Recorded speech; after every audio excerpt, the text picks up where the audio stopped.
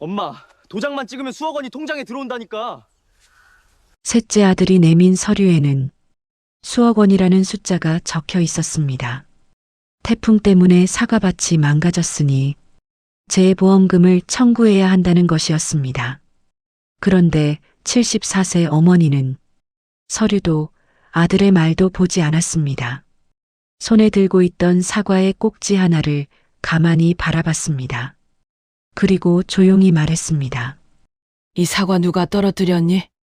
경상북도 청송의 깊은 골짜기 푸른 사과나무가 빼곡하게 들어찬 과수원 한쪽에서 밀짚 모자를 푹 눌러 쓴 한 노인이 허리를 굽힌 채 바닥에 떨어진 사과 한 알을 가만히 들여다보고 있었습니다. 황옥분 할머니, 올해 74세. 청송 사람들은 옥분 할머니를 그저 평생 사과나무만 만지작거리며 살아온 말수 적은 시골 노인쯤으로 여겼습니다. 하루 종일 과수원 구석에서 사과나무 밑동만 들여다보고 떨어진 잎사귀를 손바닥에 올려놓고 한참을 살피는 그 모습이 동네 사람들 눈에는 그저 외로운 늙은이의 시간 보내기처럼 보였던 것입니다. 하지만 옥분 할머니의 구분 등 뒤에는 아무도 짐작하지 못한 한 시절이 통째로 잠들어 있었습니다. 할머니, 이거 봐. 카메라에 사과가 진짜 예쁘게 잡혀. 평상 위로 폴짝 뛰어 올라온 외손녀, 유나였습니다.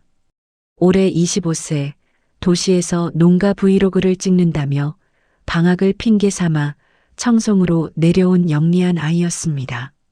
손에 든 카메라를 옥분 할머니 앞으로 쓱 내밀자 할머니는 살짝 웃으며 고개를 끄덕였습니다.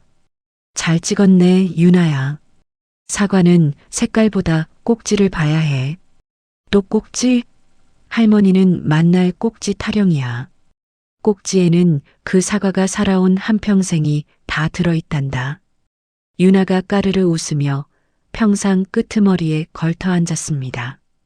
그때였습니다. 과수원 입구 쪽에서 자갈을 거칠게 밟으며 들어오는 검은색 세단 한 대의 엔진 소리가 매미 울음을 단숨에 갈라놓았습니다. 차에서 내린 사람은 옥분 할머니의 셋째 아들 최민우였습니다. 올해 45세, 도시에서 사업을 한다며 떠난 지 오래된 아들이 어딘가 초췌한 얼굴로 셔츠 단추를 풀어헤친 채 성큼성큼 걸어오고 있었습니다. 엄마, 큰일 났어. 어젯밤 태풍에 우리 과수원이 다 절단 났다고. 옥분 할머니가 천천히 고개를 들어 아들을 바라보았습니다. 주름진 눈가에 잠시 그늘이 스쳤습니다. 태풍이라니, 민우야. 어젯밤에는 소나기만 잠깐 지나갔단다. 엄마는 모르고 하는 소리야. 인근에 강풍주의보가 떨어졌었다고. 봐봐, 사과가 이렇게 다 떨어졌잖아. 민우는 손에 든 태블릿을 흔들며 발밑에 떨어진 푸른 사과들을 발끝으로 툭툭 차 보였습니다. 과수원 바닥에는 정말로 수천 개의 사과가 어지럽게 뒹굴고 있었습니다. 아직 익지도 않은 푸르고 단단한 사과들이었습니다. 유나는 영문을 모르겠다는 얼굴로 외삼촌과 외할머니를 번갈아 바라보았습니다. 외삼촌, 진짜 태풍 왔었어요? 나는 어젯밤에 창문 다 열어놓고 잤는데 바람 별로 안 불던데. 유나, 너는 어른들 일에 끼어들지 마라. 카메라나 꺼. 민우의 목소리가 카랑카랑하게 날이 섰습니다. 유나는 입술을 살짝 깨물며 카메라 렌즈를 슬며시 자기 무릎 쪽으로 돌렸습니다. 하지만 녹화 버튼은 빨갛게 켜진 그대로였습니다. 옥분 할머니는 천천히 허리를 굽혀 발치에 떨어진 사과 하나를 손바닥 위에 올려놓았습니다. 햇볕에 그을린 손가락이 사과 꼭지를 가만히 어루만졌습니다. 그 순간 할머니의 눈빛이 아주 잠깐 평생 사과만 보고 살아온 시골 노인의 것이 아닌 무언가 다른 빛으로 번뜩였습니다. 민우야, 이 사과 꼭지를 한번 봐보아라. 꼭지가 뭐 어쨌다고 엄마. 지금 그게 중요해? 보험금부터 청구해야지. 정부에서 농작물 재해보험금이 수억 원씩 나온다고. 수억 원이라니. 엄마 명의로 가입돼 있는 보험 말이야. 자연재해 피해 신고만 하면 손해사정사가 와서 보고 돈이 바로 나와. 엄마는 도장만 찍으면 돼. 민우의 말끝에는 묘한 조급함이 묻어 있었습니다. 도시에서 무엇인가에 쫓기고 있는 사람 특유의 그 다급한 호흡이었습니다. 옥분 할머니는 사과를 든 손을 그대로 둔 채 아들의 얼굴을 가만히 올려다보았습니다. 그러고는 아무 말도 하지 않았습니다. 다만 손바닥 위의 사과 꼭지를 다시 한번 천천히 들여다보았을 뿐입니다. 꼭지의 단면이 햇빛 아래에서 묘하게 반짝였습니다. 자연이 떨어뜨린 사과의 꼭지와는 결이 달랐습니다. 평생 식물의 세포를 들여다보며 살아온 옥분 할머니의 눈에는 그 미세한 차이가 마치 큰 글씨처럼 또렷하게 들어왔습니다. 민우야, 왜 엄마? 이 꼭지 단면이 좀 이상하구나. 이상하기는 뭐가 이상해. 바람에 흔들리다가 떨어진 거지. 바람에 떨어진 사과는 꼭지가 이렇게 한 방향으로 매끈하게 비틀려 있지 않단다. 순간 민우의 얼굴이 미세하게 굳었습니다. 셔츠 깃 아래로 식은땀 한 줄이 흘러내리는 것이 유나의 카메라 렌즈에 그대로 잡혔습니다. 유나는 숨을 죽인 채 카메라 각도를 아주 조금 외삼촌의 얼굴 쪽으로 옮겼습니다. 엄마는 사과 농사 평생 지었으면서 무슨 그런 소리를 해? 떨어진 건 다 똑같지. 아니야, 민우야. 사과가 자연의 손에 떨어졌을 때랑 사람의 손에 비틀려 떨어졌을 때랑은 꼭지가 다르단다. 아주 많이 달라. 민우의 입꼬리가 보일 듯 말 듯 떨렸습니다. 그러더니 갑자기 목소리를 한 단계 높였습니다. 엄마 진짜 나이 들더니 별 이상한 소리를 다 해. 손해사정사가 곧 도착할 거야. 그 사람 앞에서는 제발 가만히 좀 있어. 그냥 도장만 찍어주면 된다고. 손해사정사가 온다고? 응. 구손사라고 큰 보험회사에서 나오는 손해사정사야. 디지털 기상 자료까지 다 준비했으니까 엄마는 아무 말도 하지 마. 알았지? 옥분 할머니의 시선이 아들의 얼굴을 천천히 훑고 지나갔습니다. 그러고는 다시 손바닥 위에 사과로 내려앉았습니다. 할머니의 입가에는 미소도 그렇다고 분노도 아닌 어떤 깊은 침묵이 머물러 있었습니다. 민우야, 또 왜? 엄마는 도장은 함부로 찍지 않는단다. 엄마, 지금 그게 무슨 소리야? 정부에서 주는 돈이라니까. 안 받으면 손해야. 정부가 주는 돈이라고 해서 다 받아도 되는 돈은 아니야. 그때 한쪽에서 조용히 카메라를 들고 있던 유나가 슬며시 한마디를 거들었습니다. 외삼촌, 그거 잘못 신청하면 큰일 난다고 우리 학교 교양 수업에서 들었어요. 유나, 너 또 시작이냐? 가만히 좀 있어. 아니, 진짜예요. 보험 사기 방지 특별법인가 거기에 그런 조항이 있다고 했어요. 어르신 명의로 보험 들어놓고 자식이 허위로 피해 신고를 하면 어르신까지 같이 공범으로 처벌받는다고. 유나의 그 말에 민우의 표정이 처음으로 확연히 일그러졌습니다. 옥분 할머니는 잠시 손녀를 돌아보았습니다. 그 눈빛 안에 무언가 따뜻하면서도 동시에 칼날 같은 빛이 일렁였습니다. 유나야, 그 말이 맞단다. 진짜요, 할머니? 보험 사기 방지 특별법이라는 게 있어. 거기 보면 명의를 빌려준 어르신도 토지 주인이라는 이유로 같이 처벌을 받게 돼 있단다. 자식이 다 알아서 한 일이라고 해도 도장 찍어준 사람한테는 똑같이 죄가 매겨져. 그럼 잘못하면 할머니 과수원도 압류될 수 있어요? 그렇지.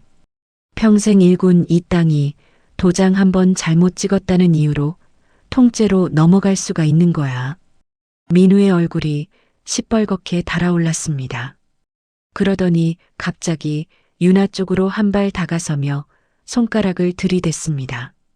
너 진짜 어른들 일에 자꾸 끼어들래? 카메라 그거 안 꺼? 끌게요. 외삼촌. 유나는 황급히 카메라를 무릎 아래로 숨겼습니다. 하지만 빨간 녹화 표시는 여전히 꺼지지 않은 채였습니다. 옥분 할머니가 천천히 자리에서 일어섰습니다. 굽었던 허리가 평소보다 조금 더 곧게 펴졌습니다. 민우야, 또 왜 엄마? 엄마는 그 손해사정사가 오면 직접 이야기를 좀 해야겠다. 엄마는 그냥 가만히 있어. 내가 다 알아서 한다니까. 아니야. 엄마가 직접 봐야 할 게 있어. 옥분 할머니의 목소리는 평소처럼 낮고 조용했습니다. 하지만 그 안에는 매미 소리도 한순간 멈출 만한 단단한 무게가 실려 있었습니다. 민우는 그 목소리에 자기도 모르게 한 걸음 뒤로 물러섰습니다. 그때 과수원 입구 쪽에서 자동차 한 대가 또 들어왔습니다. 이번에는 흰색 승용차였습니다. 차에서 내린 사람은 단정한 셔츠 차림에 손에 두꺼운 서류 가방을 든 38세의 남자였습니다. 안녕하세요. 대한농업재해보험 손해사정사 구손사입니다. 최민우 가입자분 맞으시죠? 민우의 얼굴에 순간적으로 안도의 빛이 스쳤습니다. 그러고는 누구보다 반갑게 손사정사 앞으로 다가갔습니다. 네. 제가 최민우입니다. 오시느라 고생 많으셨습니다. 여기 어머니 명의의 과수원이고요. 어젯밤 태풍 때문에 보시다시피 사과가 이렇게 다 떨어져서요. 옥분 할머니는 그 모습을 가만히 바라보고 있었습니다. 손바닥 위에는 아까부터 쥐고 있던 그 사과 한 알이 여전히 단단하게 놓여 있었습니다. 유나는 카메라 렌즈를 슬며시 다시 들어 올렸습니다. 렌즈 안에는 환하게 웃으며 손사정사와 악수를 나누는 외삼촌의 얼굴과 그 뒤에서 조용히 사과 꼭지를 들여다보는 할머니의 옆모습이 동시에 담겼습니다. 매미 소리가 다시 한번 찌르르 울려 퍼졌습니다. 그리고 옥분 할머니의 굽은 손가락이 사과 꼭지의 단면을 따라 아주 천천히 미끄러져 내려갔습니다. 그 단면 위에는 한밤중에 누군가의 손이 남기고 간 아주 미세한 비틀림의 흔적이 햇빛에 선명하게 드러나고 있었습니다. 구 손사정사가 손에 든 서류 가방을 평상 위에 가만히 올려놓았습니다. 가방을 여는 손길은 마치 오랜 직업의 습관처럼 군더더기 하나 없이 깔끔했습니다. 안에서 꺼낸 것은 얇은 태블릿 PC 한 대와 두툼한 서류 뭉치였습니다. 최민우 가입자분, 어제 새벽 시간대에 피해가 발생하셨다고 신고하셨죠? 네. 새벽 2시쯤이었습니다. 갑자기 강풍이 몰아치더니 아침에 나와 보니까 사과가 이렇게 다 떨어져 있더라고요. 민우는 일부러 목소리를 떨면서 손사정사 앞에서 사과 무더기를 손가락으로 가리켰습니다. 손사정사는 고개를 끄덕이며 태블릿 PC를 켰습니다. 화면 위로 화려한 그래프와 숫자들이 떠올랐습니다. 보시면 어제 새벽에 청송 인근 지역 풍속 데이터가 초속 25m까지 찍혔습니다. 사과가 떨어지기에는 충분한 강풍이었네요. 그쵸? 제가 그랬잖아요. 진짜 무서운 바람이었다니까요. 옥분 할머니는 그 모습을 평상 끄트머리에서 조용히 지켜보고 있었습니다. 손바닥 위에는 아까 그 사과가 여전히 놓여 있었고 할머니의 시선은 아들의 얼굴이 아니라 손사정사가 들고 있는 태블릿 화면의 한 귀퉁이에 머물러 있었습니다. 손사정사님, 네, 어르신. 말씀하세요. 그 풍속 데이터라는 게 어디 측정소에서 나온 자료인가요? 손사정사가 잠시 의아한 얼굴로 화면을 다시 들여다보았습니다. 이건 청송읍내 자동기상관 측장비 자료입니다. 어르신, 청송읍내요? 네, 그렇습니다. 옥분 할머니는 잠시 입을 다물었습니다.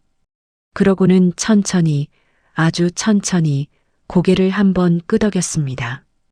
우리 과수원은 읍내에서 한참 떨어진 골짜기 안쪽이에요. 산자락 끝에 붙어 있어서 읍내에 바람이 불어도 여기는 잠잠한 날이 많거든요. 반대로 여기 바람이 새도 읍내는 고요할 때가 많고요. 아, 지형적인 특성을 말씀하시는 거군요. 그렇지요. 그래서 이 골짜기 안의 바람을 보려면 읍내 자료가 아니라 우리 과수원 입구에 달려있는 간이 풍향계를 봐야 합니다. 민우의 얼굴이 미세하게 굳었습니다. 손사정사는 잠시 시선을 들어 옥분 할머니를 바라보았습니다. 어르신, 풍향계를 직접 설치해 두셨다고요? 네. 사과 농사는 바람을 읽지 못하면 못 짓거든요. 우리 영감이 살아있을 때부터 입구에 풍향계를 달아두었어요. 매일 아침 저녁으로 기록을 하고요. 엄마, 민우의 목소리가 한층 날카로워졌습니다. 엄마는 또 무슨 옛날 이야기를 그렇게 길게 해. 손사정사님 바쁘신데. 민우야, 엄마 이야기 좀 끝까지 들어보아라. 엄마 진짜. 민우의 손이 옥분 할머니의 팔뚝을 거칠게 잡았습니다. 그러고는 평상에서 일으켜 세우려는 듯 어깨를 밀쳤습니다. 옥분 할머니의 몸이 잠깐 비틀거리며 한쪽으로 기울었습니다. 외삼촌, 유나가 카메라를 든 채 벌떡 일어섰습니다. 손사정사도 깜짝 놀란 얼굴로 자리에서 일어났습니다. 최민우 가입자분, 어르신께 그러시면 안 됩니다. 아, 죄송합니다. 손사정사님, 어머니가 요즘 정신이 좀 흐려지셔서 자꾸 엉뚱한 소리를 하시는 통에 제가 좀 예민해졌습니다. 민우는 황급히 손을 떼고 머쓱한 웃음을 지어 보였습니다. 그러고는 옥분 할머니의 등을 일부러 부드럽게 토닥였습니다. 엄마 미안해. 엄마 안에 들어가서 좀 쉬어. 더운데 여기 계속 계시면 어지러우셔. 엄마는 안 어지럽다, 민우야. 엄마 진짜 사람들 다 보는 앞에서 이러시면 안 되지. 민우의 목소리에는 비웃음이 묻어 있었습니다. 그러고는 슬쩍 손사정사 쪽으로 고개를 돌리며 들으라는 듯 한마디를 더 보탰습니다. 손사정사님, 이해해 주세요. 어머니가 연세가 있으셔서 가끔 노망 비슷한 게 오시는 모양이에요. 정부에서 주는 돈을 발로 차시는 양반이라니까요. 평생 농사만 짓느라 세상 물정을 통 모르세요. 옥분 할머니는 그 말을 들으면서도 표정 하나 바뀌지 않았습니다. 다만 손바닥 위에 사과를 쥔 손가락이 아주 약간 단단해졌을 뿐입니다. 유나는 그 손가락을 카메라 렌즈로 가만히 줌인했습니다. 어르신 괜찮으세요? 네, 손사정사님. 괜찮습니다. 그럼 일단 서류 확인부터 마저 하겠습니다. 손사정사가 다시 자리에 앉으며 서류 뭉치를 펼쳤습니다. 옥분 할머니는 그제야 한 발 뒤로 물러서며 평상 끝자락에 다시 걸터 앉았습니다. 그러고는 유나 쪽으로 슬며시 손짓을 보냈습니다. 유나야, 잠깐 할머니랑 안채 좀 갔다 오자꾸나. 왜요, 할머니? 엄마, 또 어디 가시려고? 민우야, 너희들 이야기 마저 하고 있어라. 엄마는 유나랑 잠깐 들어갔다 오마. 옥분 할머니는 유나의 손을 가만히 잡았습니다. 옥분 할머니와 유나는 천천히 안채 쪽으로 발걸음을 옮겼습니다. 등 뒤에서는 민우가 손사정사 앞에 다시 머리를 조아리며 연신 죄송하다는 말을 늘어놓는 소리가 들려왔습니다. 안채로 들어선 옥분 할머니는 유나를 데리고 안방 깊숙한 곳, 평소에는 잠가두던 자개장 앞으로 다가갔습니다. 자개장 손잡이를 익숙한 손길로 잡아당기자 안에서 묵직한 나무 상자 하나가 모습을 드러냈습니다. 할머니, 이게 뭐예요? 할미의 옛날 물건들이란다. 상자 뚜껑을 열자 안쪽에서는 사과나무 향이 살짝 묻은 낡은 가죽 케이스 하나와 짙은 초록색 벨벳에 쌓인 무언가가 모습을 드러냈습니다. 옥분 할머니는 가죽 케이스부터 가만히 들어 올렸습니다. 케이스를 열자 안에서 검은 광택이 도는 작은 기계 한 대가 모습을 드러냈습니다. 이거 혹시 현미경이에요? 그렇단다. 식물 세포를 보는 휴대용 현미경이야. 유나의 눈이 동그랗게 커졌습니다. 할머니의 손이 다시 초록색 벨벳 천을 천천히 풀었습니다. 그 안에서 모습을 드러낸 것은 묵직한 황금빛 훈장이었습니다. 가운데에는 단정한 글씨로 국립농업과학원이라는 글자와 식물손의 감정, 부문 최우수 공로라는 문구가 새겨져 있었습니다. 할머니, 이거 진짜 할머니 거예요? 그렇단다, 유나야. 할머니가 국립농업과학원에서 일하셨어요? 20년 전까지 거기서 식물손의 감정팀을 맡았었지. 팀장으로 18년을 일했어. 유나의 입이 떡 벌어졌습니다. 식물손의 감정팀이 뭐 하는 데예요, 할머니? 농작물에 피해가 생기면 그게 진짜 자연재해 때문인지 아니면 누가 일부러 그런 건지를 가려내는 곳이란다.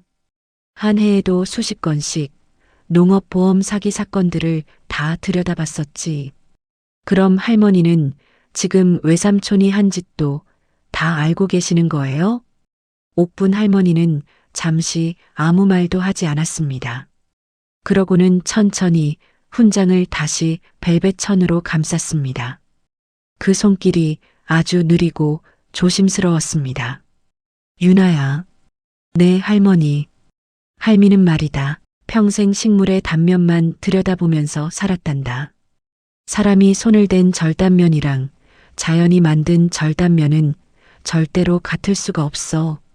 식물의 세포라는 게 거짓말을 못하거든. 그럼 외삼촌이 어젯밤에 사과를 직접 다 따서 떨어뜨렸다는 거예요? 할미는 거의 확신하고 있단다. 유나의 손이 미세하게 떨렸습니다. 카메라를 쥔 손가락에 힘이 잔뜩 들어갔습니다. 할머니, 그럼 어떻게 해요? 외삼촌, 진짜 잡혀가요? 유나야, 할미가 부탁이 하나 있단다. 말씀하세요, 할머니. 내 카메라로 아까 그 사과 무더기 사진을 아주 가까이서 한 장 한 장 다 찍어다 주겠니? 특히 사과 꼭지 부분을 접사로 크게 찍어줘야 해. 접사요? 렌즈를 사과 꼭지에 아주 가까이 대고 단면이 또렷하게 보이게 찍는 거란다. 할 수 있겠니? 유나는 잠시 망설였습니다. 외삼촌의 일그러진 얼굴이 머릿속을 한번 스쳐 지나갔습니다. 하지만 곧 입술을 단단히 깨물며 고개를 끄덕였습니다. 할 수 있어요, 할머니. 제가 다 찍어 올게요. 고맙다, 유나야.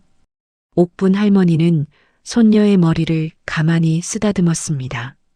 그 손길에는 할머니가 손녀에게 건네는 따스함과 오랜 세월 진실만을 좇아온 한 감정인의 차분한 결기가 함께 묻어 있었습니다. 유나가 카메라를 들고 다시 마당으로 나섰을 때 평상 위에서는 민우가 손사정사 앞에 서류를 한 장씩 펼쳐 보이며 연신 손짓을 섞어가며 이야기를 하고 있었습니다. 이게 어제 새벽 풍속 데이터고요. 이건 기상청에서 받은 강풍주의보 공문이고 이건 인근 농가들의 피해 사진들입니다. 네, 자료는 꽤 꼼꼼하게 준비해 오셨네요. 제가 이래봬도 도시에서 사업하던 사람이라 서류 정리 하나는 자신 있습니다. 손사정사님.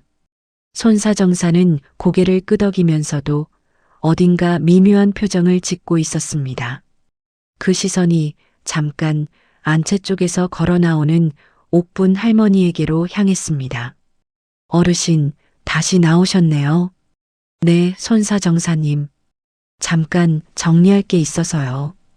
옥분 할머니의 손에는 어느새 가죽 케이스 안에서 꺼낸 휴대용 현미경이 단정하게 들려 있었습니다.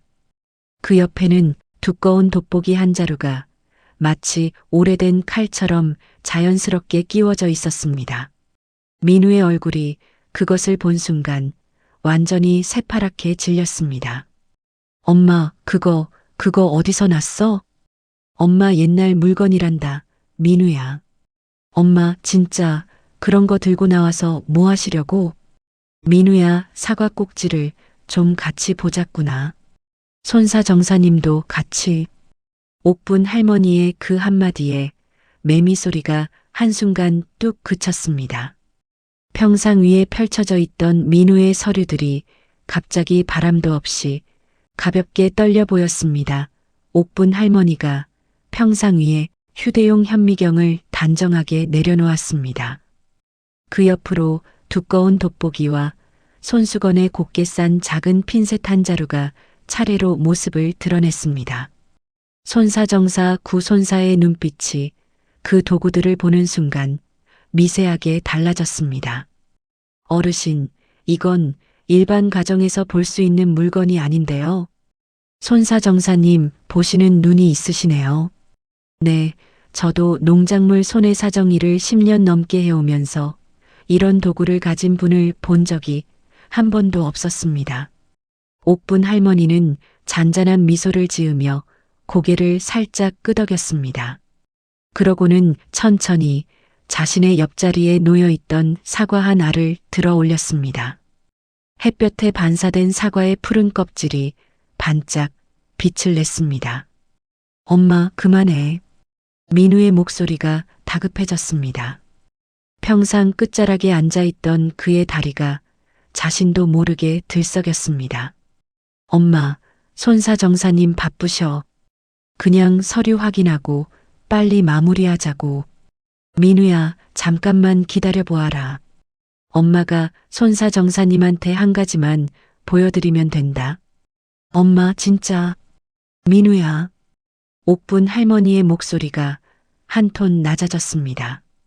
그 낮아진 한마디에 민우는 자신도 모르게 입을 다물었습니다. 평생 자식들 앞에서 큰 소리 한 번 낸 적 없던 어머니의 목소리에 지금까지 들어본 적 없는 단단한 무게가 실려 있었기 때문입니다. 옥분 할머니가 핀셋을 들어 사과 꼭지의 끝부분을 아주 조심스럽게 집어들었습니다. 그 손길은 떨림 하나 없이 외과 의사의 손길처럼 정밀했습니다. 손사정사님, 잠깐만 이쪽으로 와보시겠어요? 네, 어르신. 구손사정사가 자세를 고쳐 잡으며 옥분 할머니 곁으로 다가왔습니다. 옥분 할머니는 사과 꼭지를 현미경 받침대 위에 단정하게 올려놓고는 렌즈의 초점을 천천히 맞추기 시작했습니다. 이게 진짜 자연이 떨어뜨린 사과의 꼭지입니다. 네. 이 사과는 보름 전에 진짜 새벽 비바람에 떨어진 사과예요. 표본으로 따로 챙겨두었던 거고요. 옥분 할머니가 현미경에서 살짝 물러서며 손사정사 쪽으로 자리를 비켜주었습니다. 손사정사가 렌즈에 눈을 가져다 대자 그의 입에서 작은 탄성이 새어나왔습니다. 어르신, 이게 꼭지의 단면인가요? 네, 그렇습니다. 단면이 굉장히 거칠고 불규칙하게 뜯겨져 있네요. 마치 종이를 손으로 찢은 것처럼. 바로 그겁니다. 손사정사님. 옥분 할머니의 목소리가 차분하면서도 단단해졌습니다.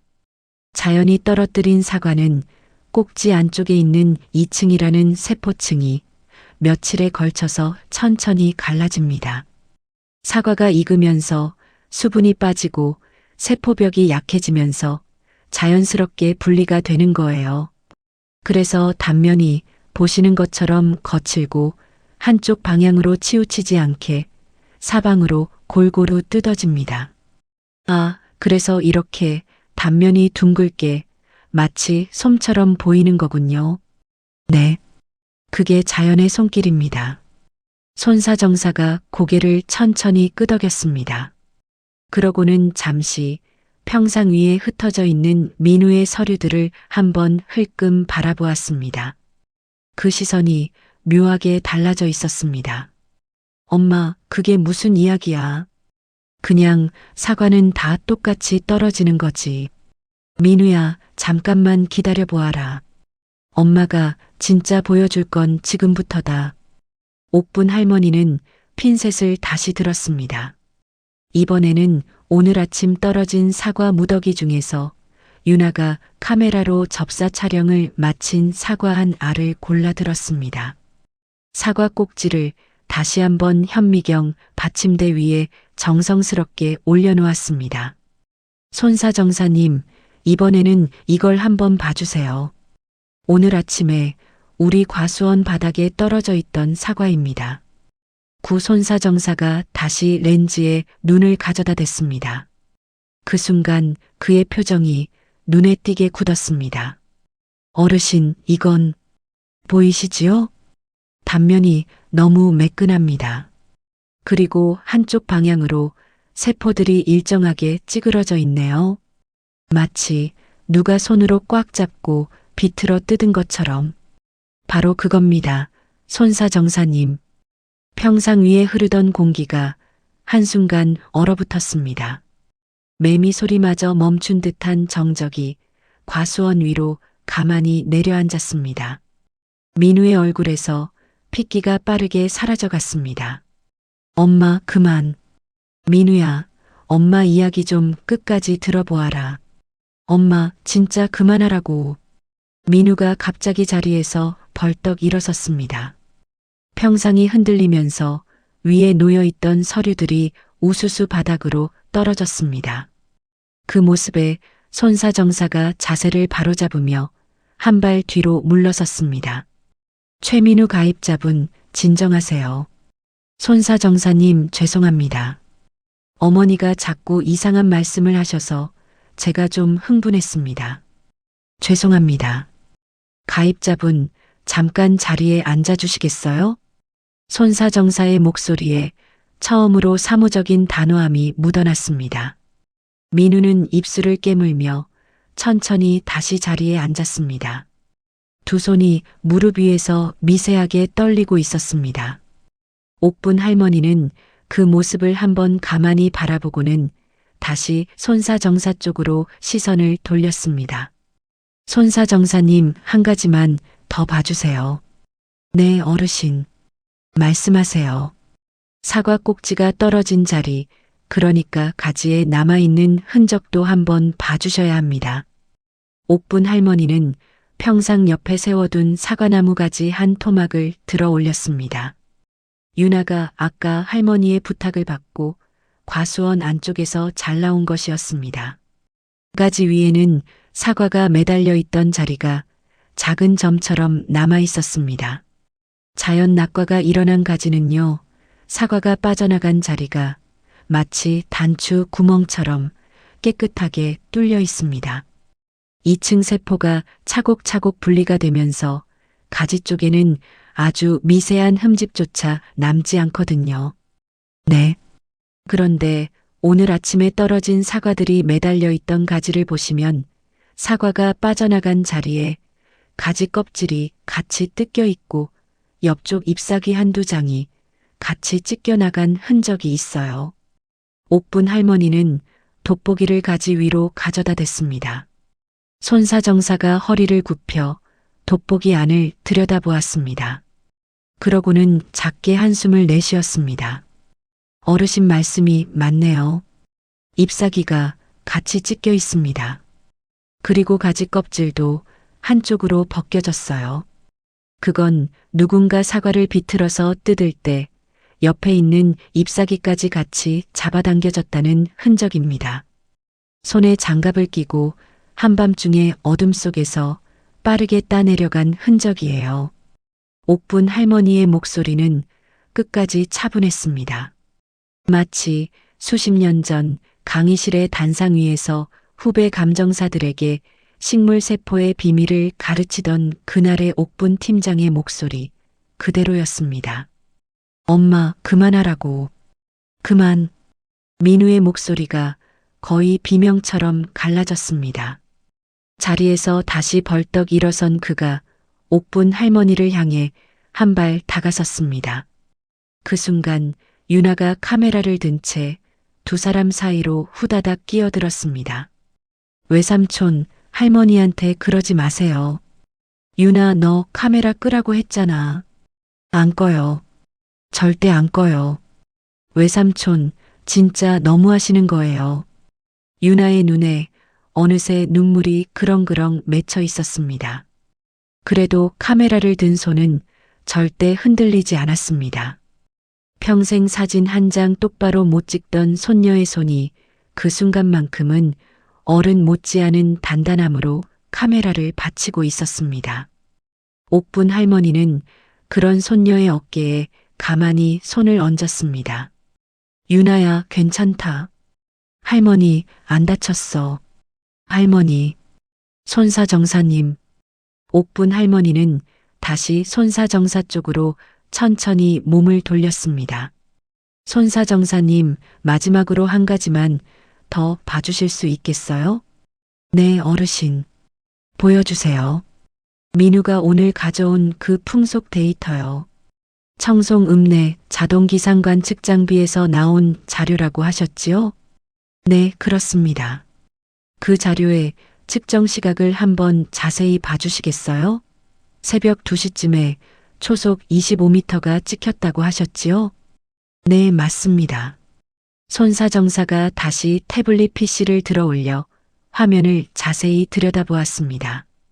화면 위로 어젯밤 새벽 2시부터 5시까지의 풍속 그래프가 선명하게 떠 있었습니다. 옥분 할머니는 손사정사 옆으로 가만히 다가가 화면의 한 귀퉁이를 손가락으로 가리켰습니다. 이 데이터의 발급 시각이 오늘 새벽 5시 42분으로 찍혀 있네요. 아, 네. 그렇네요. 그런데 청송 읍내 자동기상관 측장비는요, 손사정사님. 새벽 시간대의 데이터를 정식으로 발급해 주는 게 아침 8시 이후입니다. 그전에는 절대 정식 발급이 안 돼요. 손사정사의 손가락이 화면 위에서 멈췄습니다. 그러고는 천천히 옥분 할머니의 얼굴을 올려다보았습니다. 어르신, 그걸 어떻게 그렇게 정확히 알고 계시죠? 옥분 할머니는 그 질문에 답하지 않았습니다. 그저 잔잔한 미소를 입가에 머금었을 뿐입니다. 손사정사는 잠시 옥분 할머니의 얼굴을, 그리고 평상 위에 놓인 휴대용 현미경을, 그 다음에는 식은땀을 흘리고 있는 민우의 얼굴을 차례로 바라보았습니다.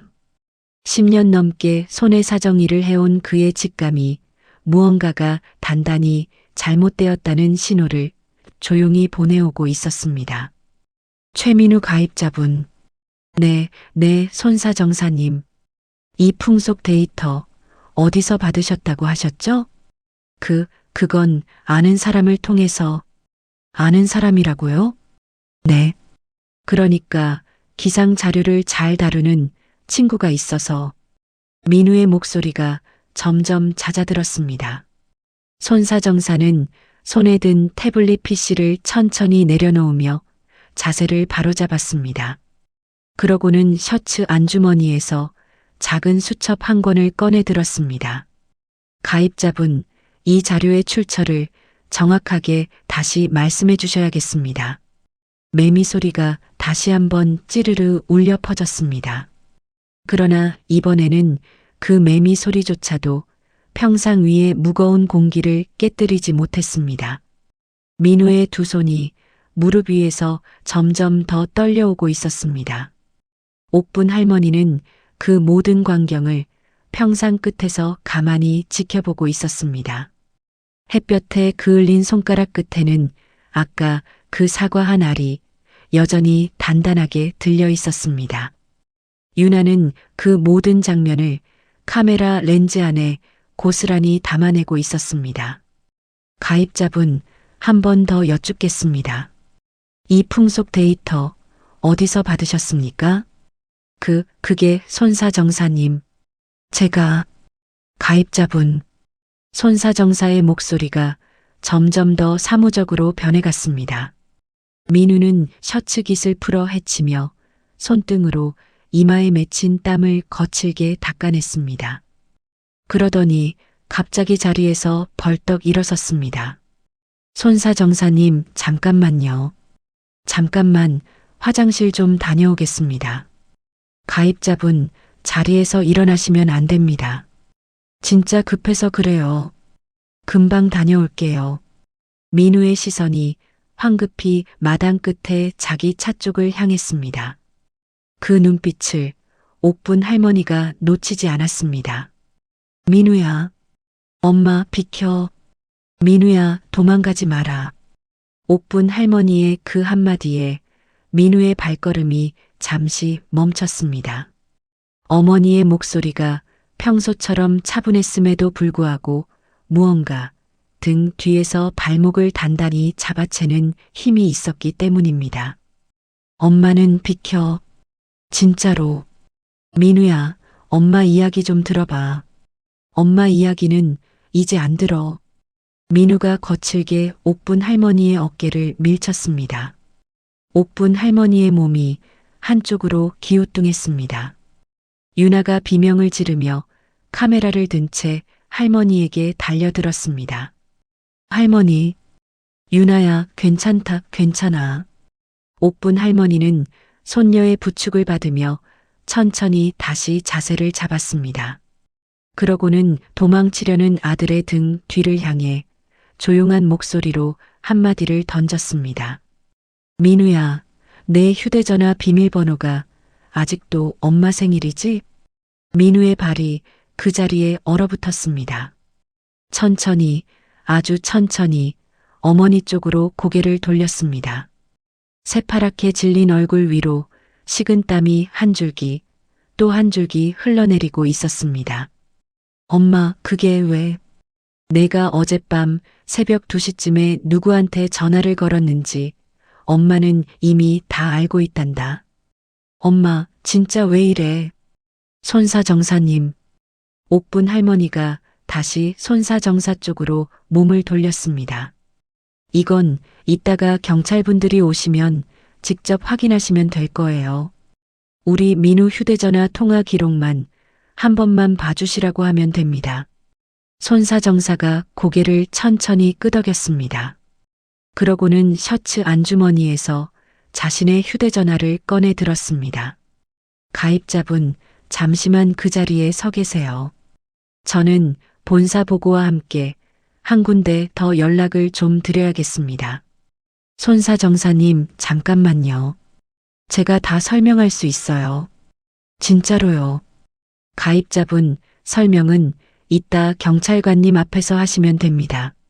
손사정사의 목소리에 더 이상 흔들림이 없었습니다.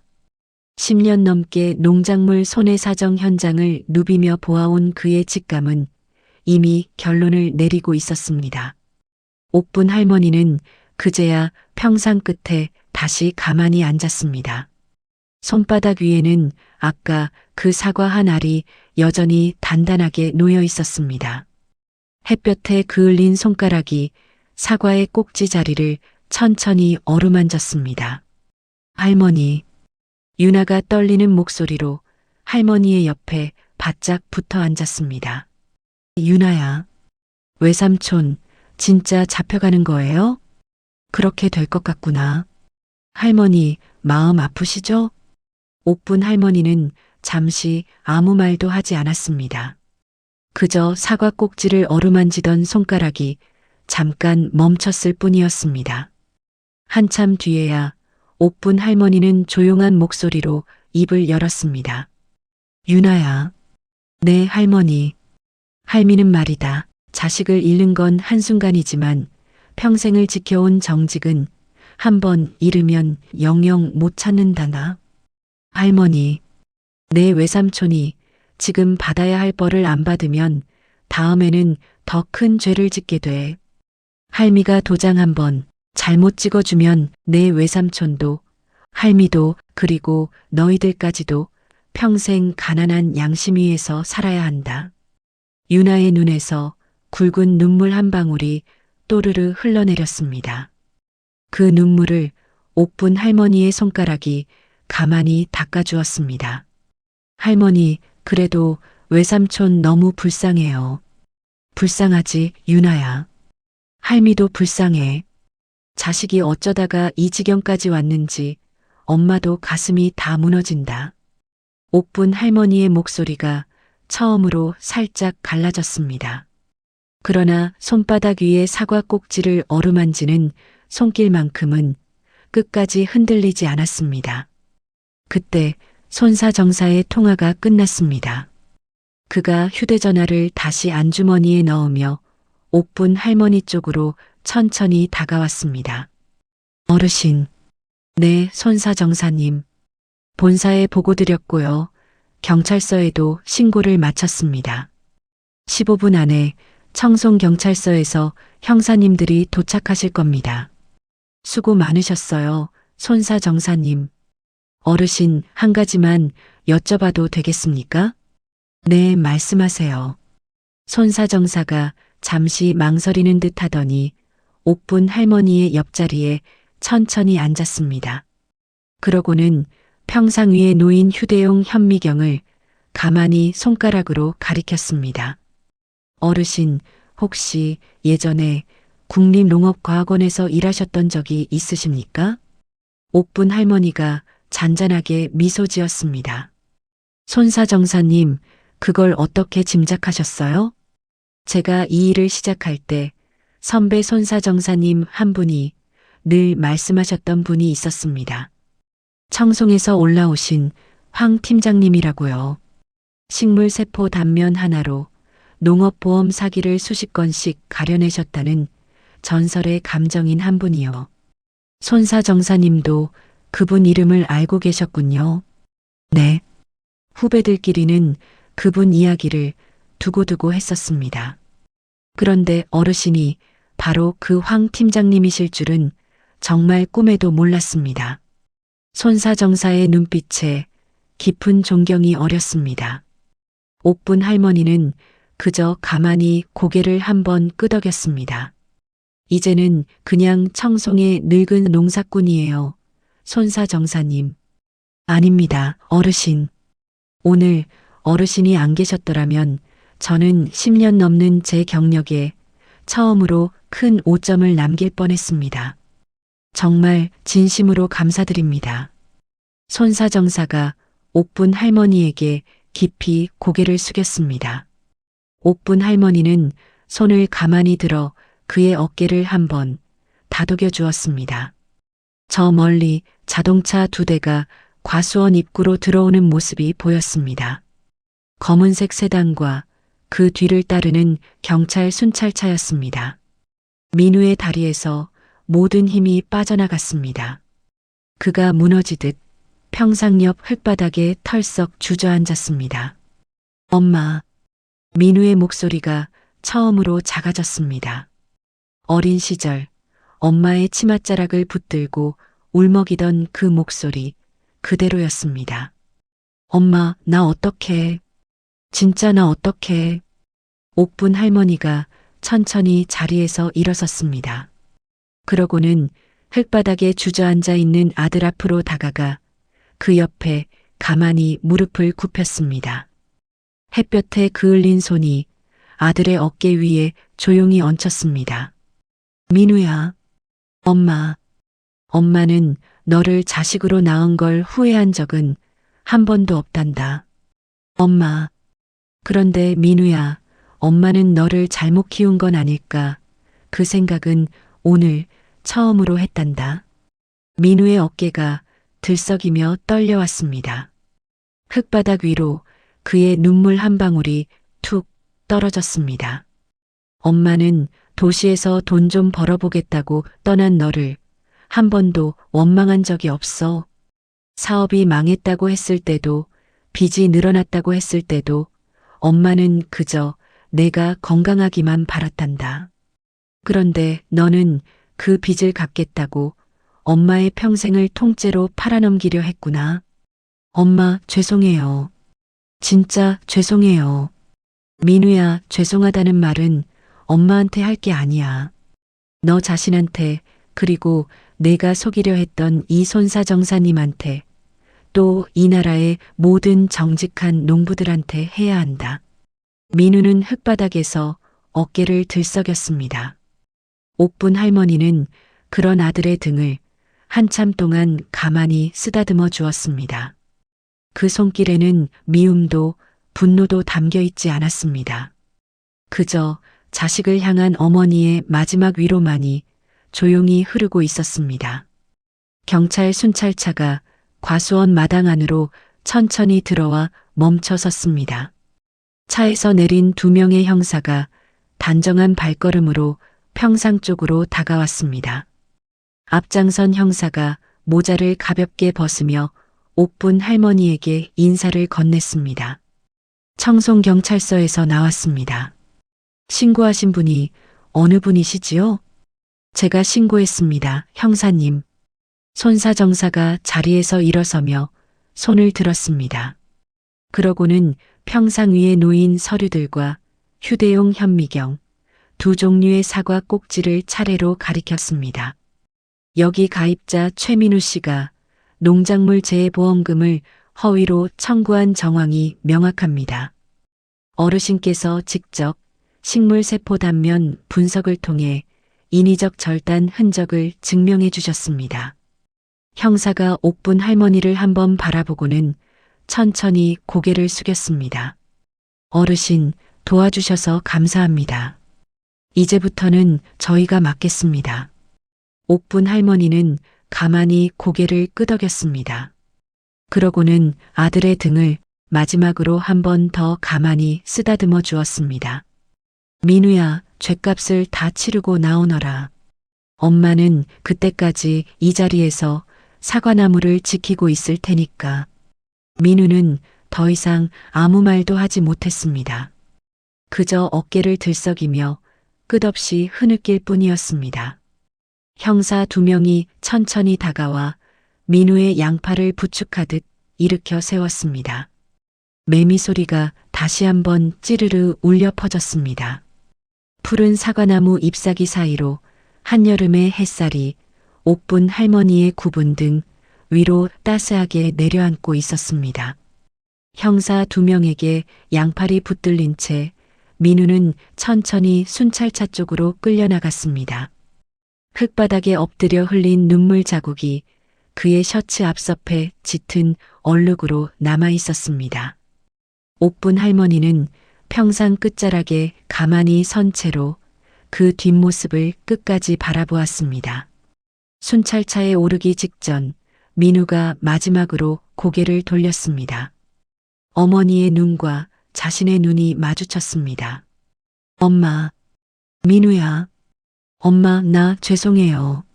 진짜 죄송해요. 민우야, 몸 잘 챙겨라. 안에서 끼니 거르지 말고. 옥분 할머니의 그 한마디에 민우의 눈에서 또다시 굵은 눈물이 흘러내렸습니다. 형사가 그의 어깨를 조심스럽게 토닥이며 순찰차 뒷좌석으로 안내했습니다. 차문이 닫히는 둔탁한 소리가 한여름의 매미 소리 사이로 잠시 끼어들었다가 이내 사라졌습니다. 순찰차가 과수원 입구를 천천히 빠져나가는 모습을 옥분 할머니는 끝까지 지켜보았습니다. 차가 시야에서 완전히 사라지고 나서야 할머니는 비로소 깊고 긴 숨 한 번을 내쉬었습니다. 그 한숨 안에는 평생을 길러온 자식을 떠나보내는 어머니의 무거운 슬픔과 또 한편으로는 마지막까지 정직을 지켜낸 한 감정인의 단단한 결기가 함께 담겨 있었습니다.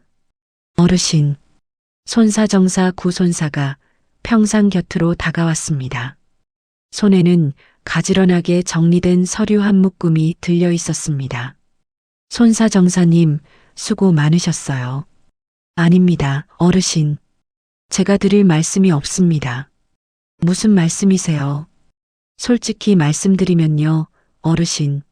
저는 오늘 아침에 이 과수원에 들어올 때만 해도 그저 평범한 자연재해 피해 사건 한 건이라고 생각했습니다. 디지털 자료가 워낙 그럴듯하게 준비되어 있었거든요. 손사정사가 천천히 고개를 숙였습니다. 만약에 어르신이 안 계셨더라면 저는 그 가짜 서류 위에 그대로 도장을 찍었을 겁니다. 그러고는 평생 아무것도 모르는 채로 큰 죄에 가담한 손사정사로 살아갈 뻔했어요. 손사정사님, 그렇게 자책하실 일이 아닙니다. 아닙니다, 어르신. 오늘 저는 진짜 손해사정사가 무엇을 봐야 하는지를 어르신 옆에서 다시 배웠습니다. 옥분 할머니는 잔잔한 미소를 지으며 손사정사의 어깨를 가만히 한번 두드려 주었습니다. 손사정사님, 사람의 눈은요, 종이 위의 숫자보다 흙 위에 떨어진 사과 한 알을 먼저 봐야 한답니다. 숫자는 사람이 만들지만 사과 꼭지는 자연이 만든 거잖아요. 자연은 결코 거짓말을 하지 않거든요. 명심하겠습니다, 어르신. 손사정사는 옥분 할머니에게 다시 한번 깊이 고개를 숙였습니다. 그러고는 평상 위의 서류들을 단정하게 챙겨든 채 천천히 자기 차 쪽으로 발걸음을 옮겼습니다.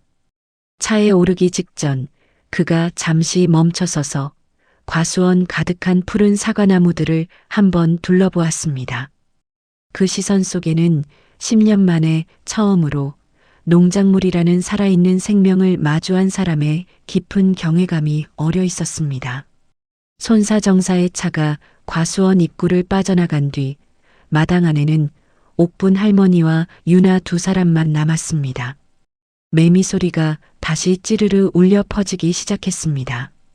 유나가 한참 동안 들고 있던 카메라를 천천히 무릎 위에 내려놓았습니다.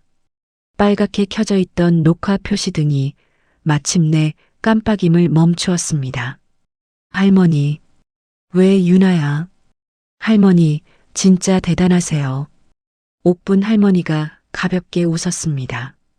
대단하기는 그냥 평생 사과만 들여다보고 산 늙은이일 뿐이란다. 아니에요, 할머니. 저 오늘 진짜 많이 배웠어요. 무엇을 배웠는데? 그러니까. 유나는 잠시 머뭇거리더니 평상 위에 놓인 푸른 사과 한 알을 가만히 들어 올렸습니다.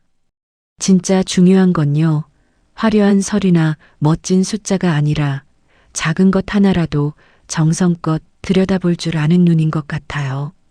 그리고요.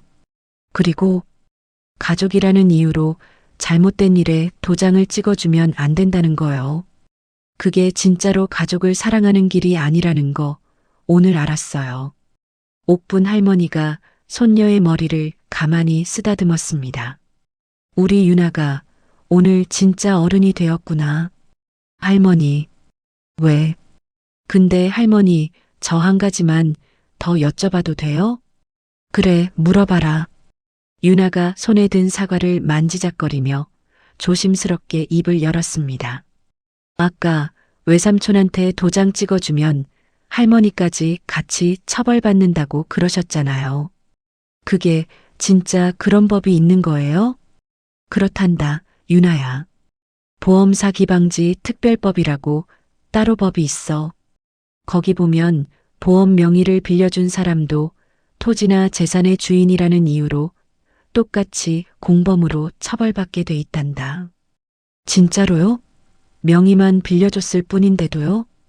명의만 빌려준 거라도 결과적으로 그 보험금이 자기 통장으로 들어오게 돼 있으면 법은 그걸 다 같은 한 사람으로 본단다. 도장 한번 찍어주는 게 평생 일군 땅이 통째로 압류되는 길이 될 수도 있는 거야.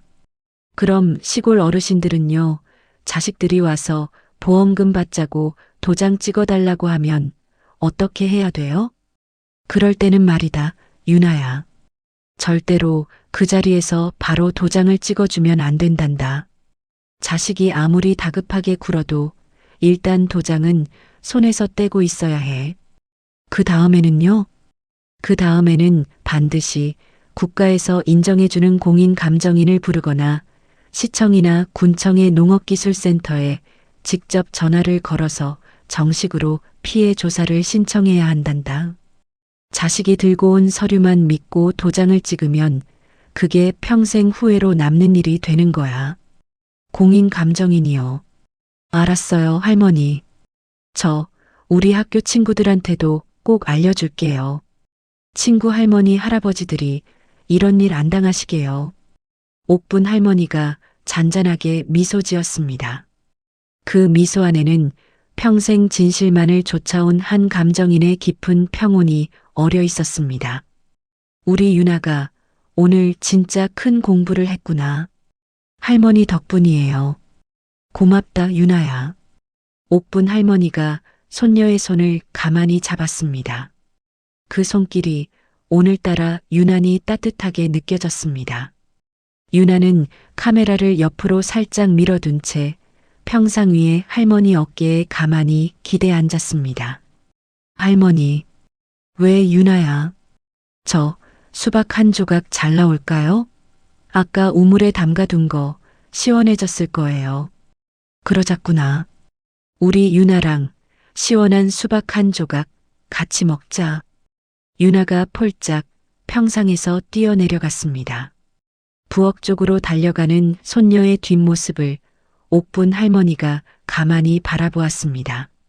사과나무 잎사귀 사이로 비쳐든 한여름 햇살이 마당 가득 따스하게 내려앉고 있었습니다.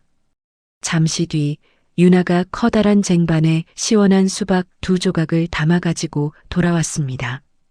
새빨간 수박 속살 위로 차가운 물방울들이 송골송골 맺혀 있었습니다. 할머니, 여기요. 고맙다, 유나야. 옥분 할머니가 수박 한 조각을 천천히 베어 물었습니다. 시원하고 달큰한 즙이 입 안가득 퍼져나갔습니다. 그 한 입에 오늘 하루의 모든 무거운 짐들이 조금씩 흘러내려가는 것 같았습니다. 저 멀리 푸른 사과나무 가지 사이로 한 줄기 시원한 바람이 불어왔습니다. 매미 소리도 어느새 한층 차분해져 있었습니다. 옥분 할머니는 평상 위에 가만히 앉아 그 바람을 온몸으로 맞이했습니다. 햇볕에 그을린 손가락이 무릎 위에 놓인 또 하나의 사과 꼭지를 가만히 어루만졌습니다. 그 손길 안에는 자식을 떠나보낸 어머니의 슬픔도, 정의를 지켜낸 한 감정인의 자긍심도, 그리고 평생 농부로 살아온 한 시골 노인의 단단한 평화도 모두 함께 머물러 있었습니다. 푸른 사과나무 잎사귀가 바람결에 사르르 흔들렸습니다. 그 위로 청송의 한여름 하늘이 한없이 푸르고 맑게 펼쳐져 있었습니다. 여러분, 오늘 이야기 어떠셨나요? 세상에는 화려한 서류와 그럴듯한 숫자로 진실을 덮으려는 사람들이 참 많습니다. 그러나 자연이 만든 작은 흔적 하나는 결코 거짓말을 하지 않습니다. 평생을 정직하게 살아오신 어르신들의 그 깊은 눈이야말로 어떤 첨단 기술로도 흉내낼 수 없는 가장 정확한 진실의 도구라는 것을 오늘 황옥분 할머니의 이야기가 우리에게 조용히 일러줍니다. 또 한 가지 잊지 말아야 할 것이 있습니다. 아무리 가까운 가족이 다급하게 도장을 요구하더라도 절대로 그 자리에서 바로 응하시면 안 됩니다. 반드시 국가공인 감정인이나 시군구의 농업기술센터를 통해 정식으로 확인을 거치시기를 바랍니다. 그 한 번의 신중함이 평생 일궈오신 소중한 땅과 사랑하는 가족 모두를 함께 지키는 길이 될 것입니다.